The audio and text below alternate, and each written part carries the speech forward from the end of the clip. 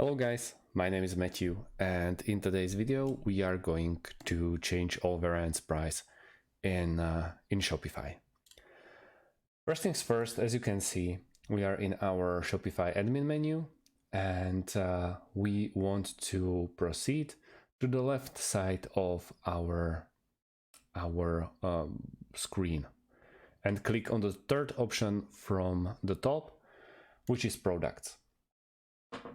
At the moment I have only one option here, and those are these sandals. And let's say we want to check all the variants, and at the moment the variants that are affected on my sandals are the sizes, or the shoe sizes, and we want to either go and select a few and then open a bulk editor where we can easily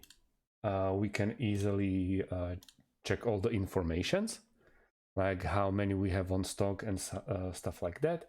But if we click on the dot that it's on top and select everything, we want to click on open bulk editor.